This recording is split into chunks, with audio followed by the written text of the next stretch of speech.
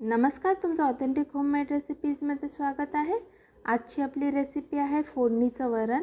चला तर मग वेळ न घालवता रेसिपीला सुरुवात करूया। इथे मी कुकर घेतलेला आहे। आता यात मी 200 ग्राम डाळ घालून घेते। इथे मी 150 ग्राम तुरीची डाळ आणि 50 ग्राम मुगाची डाळ इतकी मी डाळ घेतलेली आहे। ही डाळ आपल्याला 2 ते 3 पाण्यातून स्वच्छ धुवून घ्यायची आहे।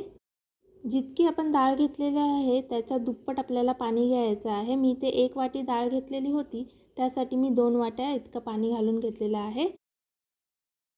आता यात मी एक मध्यम आकाराचा कांदा, एक मध्यम आकाराचा टोमॅटो आणि 7 ते 8 हिरव्या मिरच्या असं सर्व बारीक चिरून घेतलेलं आहे ते घालून घेते।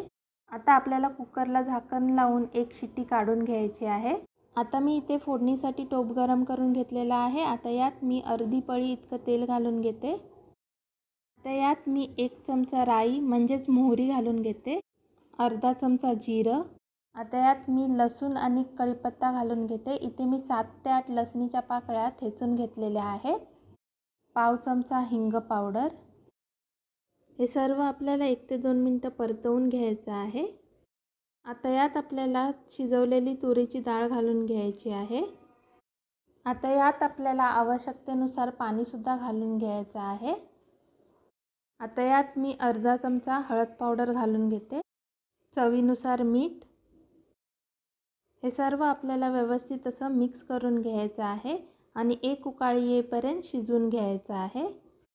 इथे वरण घट्ट झाल्यामुळे मी त्यात थोडंसं पाणी सुद्धा घालून घेतलेलं आहे। आता तुम्ही पाहू शकता आपल्या डाळीला छान अशी उकळी आलेली आहे। आता यात मी बारीक चिरलेली कोथिंबीरची पानं सुद्धा घालून घेते। तुम्हाला नसतील आवडत नाही घातली तरीही चालेल। इथे आपलं फोडणीचं वरण तयार झालेलं आहे। आता गॅस बंद करून घेऊया। तर तुम्हाला माझी आजची ही फोडणीच्या वरणाची रेसिपी कशी वाटली नक्की कमेंट करून सांगा।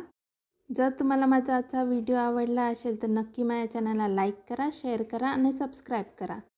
पुन्हा भेटूया एका नवीन रेसिपीसोबत। माझा आजचा हा व्हिडिओ पाहिल्याबद्दल धन्यवाद।